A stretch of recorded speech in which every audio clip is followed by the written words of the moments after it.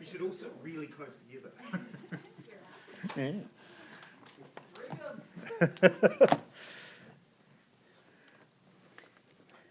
Kia ora, ngā mihi nui ki koutou katoa. I'll hand over to Dr. Caroline McElnay in a moment for an update on the latest case numbers before sharing a few comments with you and then taking your questions. Dr. McElnay. Thank you, Deputy Prime Minister, and kia ora koutou katoa. 1 o'clock media statement provides a summary of today's cases, so I'll just give a brief overview. There are 92 new COVID-19 cases in the community reported today. Of these, 80 are in Auckland, 2 are in Waikato, 1 in Northland, 5 in the Bay of Plenty, 1 in Lakes DHB, 1 in Nelson Marlborough, and 2 are in Taranaki. We are also advising of 3 additional cases in Taranaki who are known contacts with an established link, bringing the total number of active cases in the region to 5. The cases are self-isolating across 3 separate households in New Plymouth, Rotorua and Waikato. On the advice of the local health unit, public health unit, Devon Intermediate School in New Plymouth has closed today after it was linked to one of the cases. Close contacts associated with the school have been identified and is underway. Case interviews are ongoing and any further locations of interest will be published as usual on the Ministry of Health website. With regards to hospitalizations, there's been a decrease from yesterday and we have 79 people in hospital with COVID-19, including 4 people who are still being assessed. 9 of these patients are in ICU or high dependency units. On vaccine, very pleasingly, we can advise that Waitemata and Canterbury have now become the 3rd and 4th District Health Board areas after Auckland and Capital and Coast to reach 90% fully vaccinated. Also, the average across Metro Auckland DHBs has now reached 90% fully vaccinated. That's fantastic progress. Tamaki Makaurau has borne the brunt of the Delta outbreak and its people have been the vanguard of Aotearoa's vaccination efforts. Really want to thank all of our health providers and all Aucklanders across the region. They can all share the credit for reaching those fantastic milestones. On My Vaccine Pass, the Ministry has now issued more than 3.25 million My Vaccine Passes. Again, that's a mammoth effort in just over a fortnight, and I'd like to thank all of those involved, including, of course, those who have downloaded theirs. It means nearly 90% of all vaccinated New Zealanders now have their passes. Additionally, more than 370,000 international vaccination certificates have been issued so far, with those numbers continuing to climb. While many of us are looking forward to greater freedoms under the COVID-19 protection framework, we must remain vigilant. Today, we are reporting unexpected detections from wastewater samples taken in Matamata on the 29th of November and Gisborne on the 1st of December. Follow-up samples are underway. Our advice remains, if you have symptoms, no matter how mild, please get tested, even if you are vaccinated, and remain isolated until you return a negative test result. And finally, I'd just like to remind people to please keep scanning in or manually recording where you've been. Yesterday, there were nearly 3 million scans across the country. This will be more important than ever as we are now in the COVID-19 protection framework. To put it simply, our everyday essentials are mask, pass, and scan. It is these things that will enable us to enjoy summer whilst we continue to live with COVID on our own terms. Back to you, Deputy Prime Minister. Thank you very much, Dr. McElnay. As all of you are well aware, New Zealand has now switched into the COVID protection framework, or as it is becoming well known, the traffic light system. We were able to make this move because we have come through the past almost 2 years of COVID in better shape than many other places in the world. We've had amongst the lowest case rates, hospitalizations and death rates in the OECD. As we head into this next phase, critically we do so with high and rising vaccination levels. Of the eligible population, we now have 93% with a first dose and 87% with full vaccination.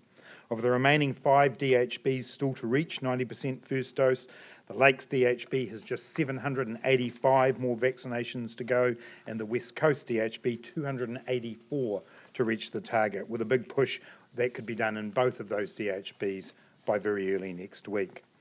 I do want to pause here and thank all New Zealanders for their actions to keep them, their families and their communities safe. Some people have tried to portray us as a divided nation on vaccination. The numbers simply do not bear that out. Getting 90% plus New Zealanders to agree on anything is a highly unusual achievement. We have come together once again to do this mahi, and we should be very proud of the progress that we have made. It is, of course, early days for the framework and the vaccine pass system that is intrinsic to it, and we can expect that there will be a few teething problems over the next few days. It is hard to remember back to the beginning of the alert level system, but the same thing occurred then too. We will be constantly monitoring the settings and making tweaks as necessary, as we did the whole time we were in the alert level system. And again, here I want to thank businesses for their cooperation in getting the vaccine pass system going.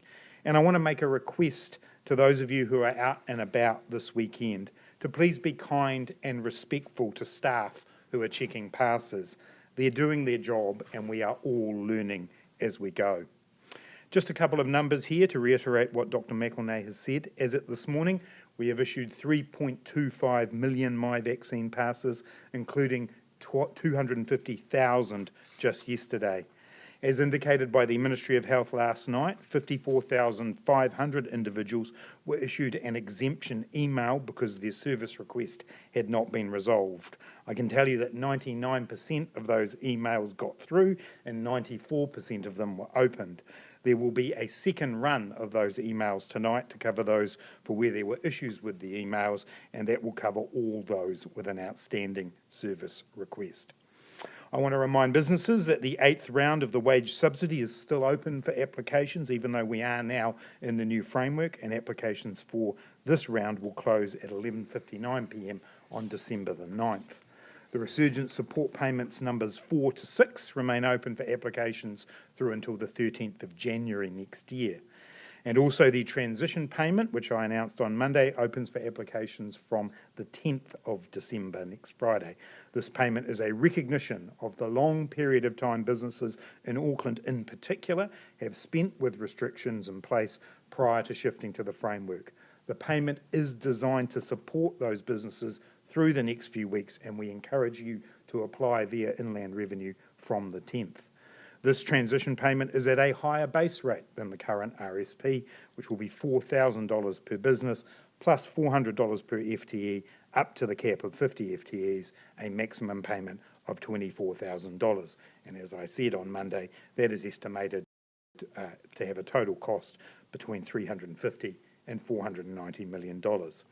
The affected revenue period for the transition payment will be set between October 3rd and November 9th, and will be compared to a typical week in the 6 weeks prior to the 17th of August. Finally, before we go to questions, I have the pleasure of letting you know that this will be the last Friday 1 p.m. press conference for the year. Obviously, there will be others through next week, but not next Friday. I want to acknowledge that 2021 has provided significant challenges for many people, but also further evidence of the resilience, compassion and resourcefulness of New Zealanders. And that applies to all of you in this room. I want to thank you for your hard work in disseminating complex information under huge time pressure to ensure that New Zealanders remain well informed through this pandemic. While we might not always agree on what comes out the other end, this has been an enormous and exhausting task that is vitally important. And with that, I'm happy to take your questions. There's been huge confusion with physiotherapists, and they've only in the last hour got a note saying that they can't ask people for vaccine passes. We've had a lot of lead-in to this traffic light system. Why are there still those glitches that are happening, and are you satisfied with that? As I said in my opening remarks, if we cast our minds back to the beginning of the alert level framework and you look at the tapes of your questions from that time, you'll find that there were glitches and wrinkles that needed to be ironed out as we went through each phase of the alert level framework. It is complex to set a set of rules that guide the way in which all businesses and all venues operate. And so therefore we will see some wrinkles there. I'm sure that the physiotherapists as close contact businesses and ones that are involved in that healthcare system, they've always, and you'll recall we've had some conversations about them at higher alert levels as well, they do sit in a space that may have caused some confusion. I'm pleased to hear that it's been resolved. And councils, what's your expectation with them with vaccine passes? Because I know the Upper Hutt City Council have said no, they don't require vaccine passes, and they are now reconsidering that. But what expectations do you have for councils? So councils run public facilities, and we have given them the ability to be able to decide how they will work. Not unlike private companies who will also be deciding how they work. Some councils have taken the decision to require passes, others have not. Obviously, in the end, it is the facilities that they run. I know particularly in the area of libraries, for example, there's been concerns that they are almost like an essential service in some places for some people, and councils have taken decisions with that in mind. What I would simply ask is that they're clear in their communication and that people understand how that works. But in the end, they are their own authorities and they have the ability, as a private business does, to make their own decisions. Thank you. There's another case in Nelson today. So what's the advice you're getting around how bad that outbreak there could get? I'll hand over to Dr. McElnay, but this morning on the call that we had, we did not get any advice that it was moving beyond what we would expect. Obviously, we've seen excellent testing numbers, I think around 1,400 tests over the last day or so, which is encouraging to then not have too many extra cases today. But like everyone in New Zealand, we're asking the people of Nelson to be vigilant. I think it is an important note that Dr. McElnay made at the start. While we've done very well and it's encouraging to see the overall case numbers coming down, we still have to be vigilant. COVID is still a serious virus for many people, and we do need people to take basic public health precautions, but particularly to be tested if they have symptoms. Dr. McElnay? No, thank you. They've got 14 active cases in the Nelson Marlborough District Health Board area. The Public Health Unit is working very hard with local businesses that have been affected, and I think there's a school in particular, as I mentioned, that's been affected. And the Public Health Unit there is really sort of managing all of those cases and their contacts. And it's hard to say whether we would get more cases. We certainly see in these situations that where we see the highest level of risk is within households. So if there's been a case in a household, we usually do expect to see some further cases. But at this stage, we've no particular cause for alarm in Nelson Marlborough. Testing rates, as the Deputy Prime Minister said, have been up, which is really good because that's what we want to see. We do want to pick up cases. And so should the community there be concerned or be preparing for a move to red, or what is the threshold there? That isn't on the cards at this point. As Dr. McElnay says, the outbreak is not causing us alarm, but as I would just repeat what I said, we do need people to be vigilant, to wear their masks, to make sure that they keep the appropriate levels of physical distancing depending on the circumstances they're in. But especially to be tested. I mean, not specifically on this outbreak, but more generally, we are seeing people present quite late in terms of their symptoms. And so we do still need people to be thinking, if I've got any of those symptoms that we've traditionally associated with COVID-19, be it a cough or a runny nose or a sore throat, do get tested, because that way we can get onto it early. Minister, you talked about a divided nation. Should the vaccinated people have anything to fear from the unvaccinated? Well, we've set a system up, Barry, to make sure that we are supporting everyone in New Zealand to stay safe. And the whole point of vaccination passes is that in high-risk environments, we're asking for them. The point I was making is that when we have over 90% of New Zealanders with their first dose, I'm simply not going to accept that we are a divided nation. There are people who hold different views about vaccination. People are entitled to hold those different views, but I think as a country we've come together amazingly over the last few months to see those vaccination rates rise. We have set up a framework that is designed to keep New Zealanders safe, and I believe that we'll do that. Perhaps Dr. McElnay would like to comment on the health risk for others with unvaccinated people? Well, just to back up what the Deputy Prime Minister says, we've got very high rates of vaccination, and so vaccination is always a mixture of individual protection that the vaccine gives you as an individual, but also the protection as a community. I think what we're seeing is with those very high rates that we can be assured going forward that our risk for COVID, as we've seen, is declining, and we're seeing that with the case numbers, particularly in Auckland, those very encouraging fall in numbers, and I think it's about the combination of those high vaccination rates plus the protections that we've put in place through the framework. Mr Robertson, can you clarify also, for once and for all, what is the situation with Māori manning roadblocks in Northland? So the roadblocks in Northland are police checkpoints, and as good policing would dictate, they've worked closely with the community, and in this case with iwi, around the design of those, and they will be working with them as those checkpoints occur. But it's really important to note that they are police checkpoints, and the police are the people who are in charge of those checkpoints, working closely with iwi. I actually want to congratulate both the police in Northland and local iwi for working together on this, to coming up with a solution that's appropriate for that community. Northland still has one of the lowest vaccination rates in the country, and there is still a need to be cautious. And so, the police know how to do this. They've worked closely with the community before, and I'm sure it'll be fine. Do Māori under the Health Act have the right to pull over cars? Under the Health Act, there's a Section 22 order that allows iwi to work with the police. To be able to do that work. But these are police checkpoints, and obviously whatever legal requirements will be met, the police of all people will make sure that happens. But Barry, I don't think this is anything for anyone to be worried about. This is actually really good community policing. Chris Luxon says that Auckland should be at green. Why isn't it? Well, it's not at green, firstly because we set some pretty clear guidelines around where we would put people, and we still have a significant outbreak of COVID-19 in Auckland. And whilst the numbers of cases coming down is very encouraging, it is still a significant outbreak.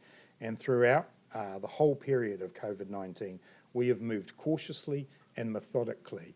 And actually, the result of that is that we have managed to keep the number of deaths low, the number of hospitalizations relatively low, and I stand by that approach. I've certainly heard from the opposition many different ideas about moving more quickly at different times. From our perspective, we think the proof of the pudding is there. You say that the traffic light system or shifting to it is complex at first. Is it needlessly so? Why couldn't you have just stuck with the alert level system and laid vaccine certificates across it? I wouldn't say it is complex, actually. I think that it is a relatively simple system. The public understands it. Well, no, that's because it's just started, and I think if you started right back at the beginning of the alert level system, you might well have come up with similar numbers around people's understanding of it. It is a very simple system, especially if you are vaccinated, because if you are, what you need to make sure is that you have your pass with you and you have your mask with you, and you can go about your business, particularly in the orange level, without any real concerns, and at the red level with 1 or 2 restrictions on gatherings. So I think it actually is a relatively simple system, but of course, it's new, and therefore people will take some time to get used to it. I'll just go back to what Barry's question was too. Can people expect to be pulled over by iwi as they're travelling around? What they can expect is a police checkpoint working with iwi. No? What they can expect is a police checkpoint. That's what's been agreed. That's the agreement that is in place. Joe. Just going back to the Northland vaccination rates, which are obviously stubbornly low still, is there any shift, I guess, over summer in terms of reaching more people, like changing up the way that the vaccination rollout has gone to date? Because you've kind of reached a point where those who are going to be have been. You're going to see a lot of people going to beaches, to parks, holidaying. Is there sort of any approach around mobile vaccination clinics going out to these sorts of places? Are you changing it up in these regions where the rates are still stubbornly low? The first thing I'd say is we already have changed it up, and I think over the course of particularly the last month to 6 weeks, the idea that we can set up static places and expect people to come, we've moved progressively away from that. So there are already a number of mobile vaccination clinics and processes in Northland, and yes, I do expect that over the summer period that will continue. The vaccination campaign doesn't stop anywhere.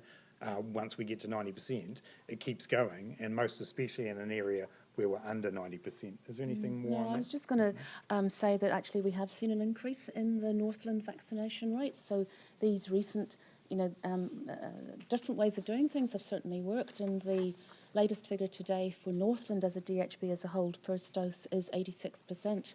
So really that's getting close to the 90%, and that's fantastic work. Can I also just ask on a slightly different topic, just with the new variant kicking around, which obviously isn't in New Zealand yet, but is there potential at all for those dates that have been set for next year around Australia and other countries and people coming back in 7-day self-isolation, is there any risk that those dates are going to move at all over the Christmas period? No, not at this stage. We would obviously go on the advice of Dr. McElnay and her team around that. There is nothing at this point to point to that. The whole question of what happens with a new variant is that the WHO and others do a lot of work to understand the severity of it, the spread of it. That work is underway right now. And while we can be concerned about it, as has been said here a couple of times, we don't at this point have any advice that is a cause for anything beyond concern or moving into major shifts in our approach. But of course, if we got different advice, we would look at that advice. So I'm just going to hand it to McElnay. I was just going to say that we are keeping a very close eye on what is happening and what we know about Omicron, and we're obviously we'll be giving further advice beginning of next week. This is a period when scientists across the world are particularly looking at the severity of the disease, because it does appear to be more transmissible, but it's really about the severity of the disease, and then in particular whether or not you can get either reinfection once you've had a past infection, or whether there's any suggestion that the vaccine may not be as effective, and we don't yet have that information, and that's what we really need in order to be able to advise a different way of doing things. And bear in mind, just the other point I'd make on that is obviously what we do have is Delta, and what we do know is that Delta is highly transmissible, and therefore the systems we've put in place, the precautions we have, the way we've moved cautiously is actually already directed towards a highly transmissible and quite severe variant. So we actually do have those systems in place, and while we don't know yet the full details of Omicron, we have made the decisions we've made when we have Delta present, which is a highly transmissible. And lastly on that, your advice would be, because there will be people who are choosing not to try the ballot, the MIQ system, because they're relying on these dates in January and February. Your advice to people is to continue assuming that is actually going to stay in place. Correct. Yep. Thank you. Just on the community isolation, can I get an update on how it's going, how many people are isolating at home, and where in New Zealand they are? So in terms of numbers, what I've got in front of me here is that we've got 936 cases as reported as being in self-isolation at the moment across the country. The numbers reflect where the cases are, and so there are a handful in some of the DHBs where we've got a smaller number of cases and obviously a large number in Auckland. I haven't seen any updated report around any particular concerns. Obviously, we continue to work with both the public health assessments and the medical assessments. And obviously, again, this is a new system that's bedding in.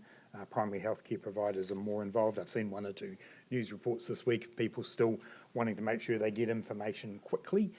And obviously, the teams in Auckland will be working on that. Did you have anything? No, that's right. I think operational things like this do take time to bed in, but we're seeing very good progress in Auckland, and still bedding in the Waikato. And then obviously what we want district health boards is to be able to go no matter when they might get a case.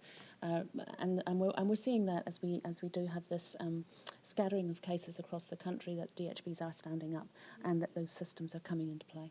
Just on the recent report on the first 2 deaths, that sort of raised that the system could sort of magnify inequity for Māori and Pacifica. Has the system been changed at all since then, or? There's certainly been significant, yes, I mean, yes, it's yes. the short answer to the question, because that obviously those cases were obviously right at the beginning, and there's significant work going on to partner with Māori and Pacific providers to make sure that the right people are having the right conversations at the right time with cases, and obviously, you know, as we've stated earlier in the week around that report, there's a lot to learn from that. And I believe those lessons are being learned, yes. I'll just do a sweep around and go Bernard, Amelia. Minister, what sort of thresholds does Auckland need to reach to be able to change from red to orange? Because there's a few hospitality businesses who are hoping that sooner rather than later. And certainly we want them to move sooner rather than later as well. Those movements will be based on the advice that we get from the Ministry of Health and the Public Health team. Obviously, there's about 4 or 5 different things that we're looking at for any region. The first of those is vaccination rates, and Auckland is doing extremely well there and continues to make really, really good progress.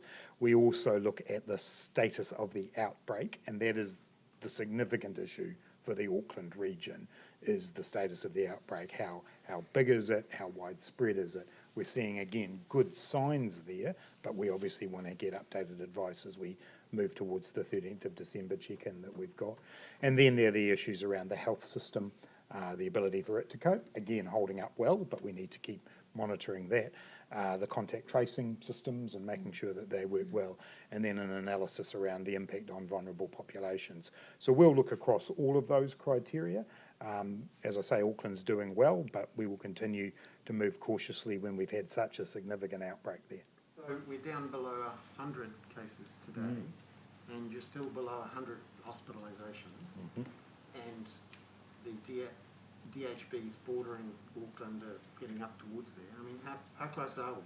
Yeah, look, these are very encouraging signs, but I'm not going to preempt the advice that we'll get from Dr. McElnay leading in to the 13th of December, but I've outlined for you the things that we're looking for. Did you have anything to add there? No, and I wouldn't want to preempt the assessment that we'll be doing next week, because as we've seen, this is a constantly evolving situation, and we always give our assessment as close in time as we can through to ministers so that they can make that decision.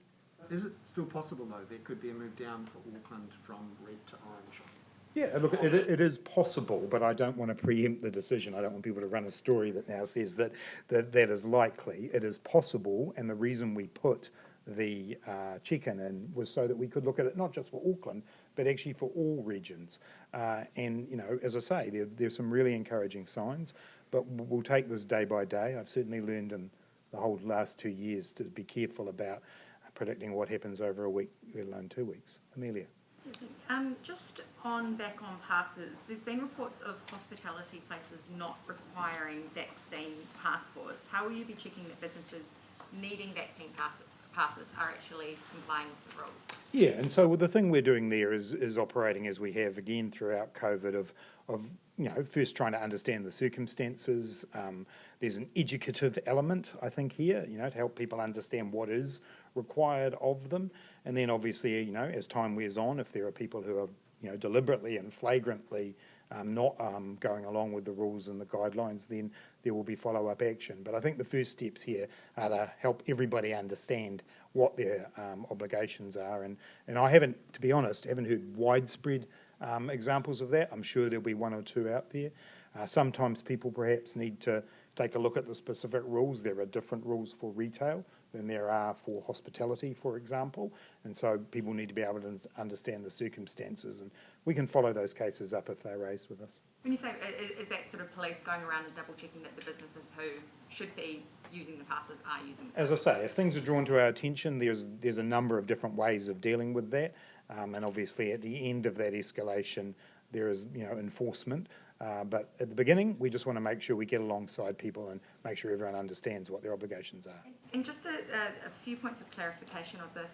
so-called simple system. The farmers markets are confused about whether they need vaccine passes because they do both retail, selling groceries and veggies, but they also have food trucks. Yeah, What's and the situation there? they are treated as retail and therefore don't need them. While they do have food trucks, they are food trucks that people take away from. Can I get Thanks, some points of clarification on South Africa? When will it be reviewed as being a high-risk country? When are you planning to do those reviews? I'd have to check with Minister Hipkins or Dr. McElnay. Do you have any info on that? We were constantly keeping it under review, and we are meeting internally on Monday just to catch up over the weekend, because often our disadvantage of being ahead of the rest of the world is things happen on a Saturday for us. And of course they've come out, that's what happened with WHO, they often meet on a Friday and it's a Saturday with us. So we've got to check in on Monday, but that's just an example of how we constantly are keeping this under review. I was on a Zoom call last night with colleagues from South Africa and from Australia, and there's a lot of sharing of information that's going on at the moment amongst the scientific community, and that hasn't yet been collated into substantial reports that we can then use as our evidence base in order to advise government. Why is there a differentiation between citizens and residents from high-risk countries? So that comes back to Bill of Rights Act obligations that we have, and we obviously look carefully at how we can manage travel from a high-risk, very high-risk country, whilst also fulfilling our obligations to citizens and residents indeed. So it's a method of being able to control the volume of travel whilst also fulfilling our legal obligations. In terms of ICU beds, which was an announcement that came this morning, why now? Why was this not prioritised before? Oh, look, it's been an ongoing period of prioritisation, and one of the things we've done is work with district health boards around New Zealand about what the needs that they have are. A number of them have been doing work to ensure that they can cope in the event that they have an increase in the number of cases, but equally we're determined to make sure that right across New Zealand we have a health system that's fit for purpose. That's always going to be an ongoing issue. Are you particularly nervous at the moment on the cusp of Christmas? I'm not particularly nervous per se. I just think we have to be constantly vigilant and make sure that we're building a health system that it is continually improving and is always fit for purpose, not only in the face of just COVID, but generally. So, we worked closely with DHBs, and we believe we're now in a position to make a number of very specific proposals come to reality. We'll come to Jason. Yeah. Speaking of being nervous, how worried are you about facing off against Simon Bridges in the House? I like the way you always manage to try and draw it somehow, vaguely back to COVID, Jason. I'm looking forward to seeing Mr. Bridges, and I'll treat him with the respect that I have the other 5 national finance spokespeople I've dealt with. Is that a bit of a dig there, other 5? No, it's a fact. Some Great. pharmacies are charging to supply and print vax certificates. Are you comfortable with that? They shouldn't be. No. They shouldn't. No, that's very clear. They should not be charging. I've been briefed that some pharmacists, some pharmacies are printing, but then they're also offering to laminate. That's different. If they're providing a lamination service, I can understand the charging for that, but they should not be charging for the printing of vaccine passes. Amelia, and then we'll finish up. Yeah, just out of interest, of the